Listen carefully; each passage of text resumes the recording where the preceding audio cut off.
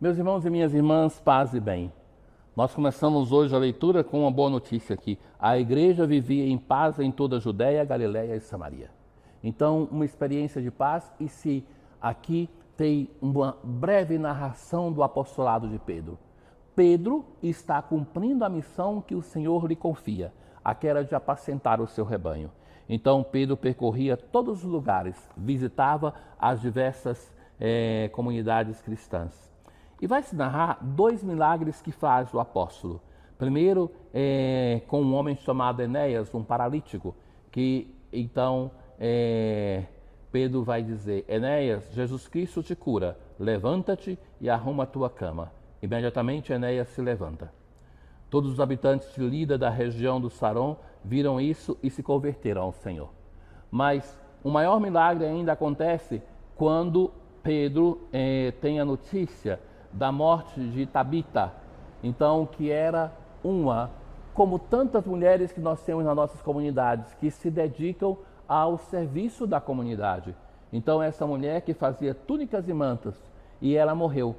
Colocam o corpo dela no andar de cima e sabem que Pedro está por perto e vão suplicar para que ele venha àquele lugar. Ali chegando, Pedro vai determinar que todos saiam. Ele se ajoelha e reza. E vai dizer assim, como fez o Senhor Jesus com aquela menina que estava morta: Tabita, levanta-te. Ela então abriu os olhos, viu Pedro e sentou-se. Pedro deu-lhe a mão e ajudou-a a levantar-se. O fato ficou conhecido em toda a cidade de Jope e muitos acreditaram no Senhor. Então, aquilo que o Senhor Jesus vai dizer, que os discípulos vão poder fazer coisas maiores do que ele. Na verdade, os sinais que acompanham, vejam que duas pessoas são curadas, mas que produz a fé de tantas outras. Então, a verdadeira cura que acontece não é aquela física, essa também é importante, é um sinal da misericórdia e da compaixão, mas, sobretudo, é um símbolo da verdadeira cura, que é aquela na dimensão da fé. Porque seja Enéas como Tabita irão morrer. Tabita de novo, mas a dimensão fundamental que é curada é aquela da fé, ela e as outras pessoas. Mas nós vemos Pedro no exercício do seu ministério, no zelo pelas comunidades que vai visitar, como hoje o Santo Padre faz no exercício do seu munus, que visita o mundo, que sai percorrendo os diversos lugares, presencialmente ou através da estrutura da Igreja de Cristo ou através do seu magistério, chegando às suas missivas, às suas cartas, às suas encíclicas, o magistério do Papa para formar as diversas comunidades. Nós chegamos hoje à conclusão do capítulo 6 do Evangelho de São João. Vejam que o discurso que Jesus faz depois do milagre da multiplicação dos pães, é um discurso que vai cada vez mais se aprofundando sobre o sentido da Eucaristia. Durante esse discurso, muitas vezes as pessoas estão ali, hesitam, combatem, voltam atrás e Jesus continua repetindo conceitos. É um discurso muito repetitivo para dar um passo além, consolidando o passo anterior. Então Jesus vai insistindo até que chega um momento que é escandaloso, que o judeu não pode suportar, que é aquele de beber o sangue de Cristo. Então, para eles não se bebia nunca o sangue do animal. O animal sacrificado se deixava escorrer todo o sangue e esse sangue não era consumido, mas somente a carne, porque o sangue era a vida, o símbolo da vida, que essa pertencia a Deus. Então, na Eucaristia, o Senhor promete de dar para nós a vida do seu Filho. É essa vida que é eucaristizada que se torna vida na nossa vida e que nos permite viver já aqui a vida nova, a vida do ressuscitado. Ora, meus caros, quando Jesus diz isso, a multidão o abandona. Vejam quantas pessoas eram no início desse capítulo, né? 5.000 homens, sem contar mulheres e crianças, eles abandonam. Quem ficam? Somente os discípulos.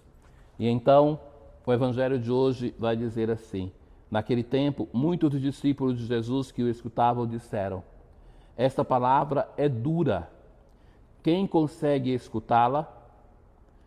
Sabendo que seus discípulos estavam murmurando, por causa disso, Jesus faz uma pergunta.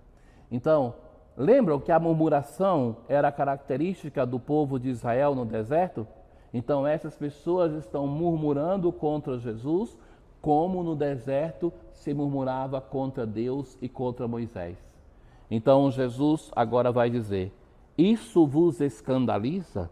E quando virdes o Filho do Homem subindo para onde estava antes, o Espírito é que dá vida, a carne não adianta nada. Então, o que é carne? Carne, na tradição bíblica, não é corpo, mas é aquilo que é a expressão da nossa fragilidade.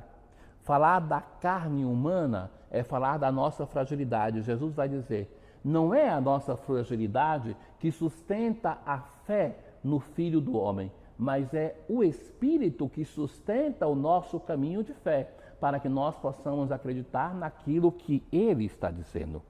As palavras que vos falei são Espírito e vida. Jesus sabia desde o início quem eram os que não tinham fé e quem havia de entregá-lo, e acrescentou: é por isso que vos disse, ninguém pode vir a mim a não ser que lhe seja concedido pelo Pai. Ninguém pode vir até Jesus se não recebe a graça da fé. E essa graça da fé é que nós devemos acolher, suplicando ao Senhor para que ela viva em nós. Não nos acontentemos somente, meus irmãos, de pensar assim: eu frequento a igreja, eu rezo. Isso pode ser um caminho de fé, mas a fé não é exatamente isso. A fé é uma relação pessoal com Deus que é muito além de dizer que Ele existe, mas é que se estabelece uma relação íntima de amor com o Senhor. E, a partir daquele momento, muitos discípulos voltaram atrás e não andavam mais com Ele. Então Jesus disse aos 12, vejam, dos 5.000, sem contar mulheres e crianças, quem sobrou? 12. Sabe que às vezes me chama tanta atenção essa preocupação que existe em muitos de nós, de que se nós tivermos menos gente é um sinal que a igreja está em crise. Será que é verdade? Porque Jesus foi, nesse discurso, cada vez mais se aprofundando sem voltar atrás. As pessoas iriam embora, em nenhum momento, já lhes dizia isso no início, que era a preocupação dos mestres de Israel ter discípulos. Então, eles nunca iam fazer como Jesus, que tem 5.000 homens, sem contar mulheres e crianças, e continuar um discurso que as pessoas vão se desmotivando, vão indo embora. Jesus agora só tem 12. E a esses 12, ele vai perguntar ainda assim: vós também quereis ir embora? Vós também quereis ir embora? E Simão Pedro, aquele que sempre professa a fé em nome de todos nós, vai dizer: a quem iremos, Senhor? Para onde nós iremos? Depois de nós provarmos de um encontro contigo, a quem saboreou essa carne e esse sangue, que não consegue mais viver sem ele, a quem tem uma experiência de fé e de encontro contigo e que não tem mais paz sem ti, a quem iremos? Aonde nós poderemos encontrar tudo aquilo que nós encontramos em ti, Senhor? A quem iremos? Tu tens palavras de vida eterna. Nós cremos firmemente e reconhecemos que tu és o Santo de Deus. Palavra de vida, o verbo que se fez carne e habitou entre nós, é ele que nos dá a palavra que nos sustenta.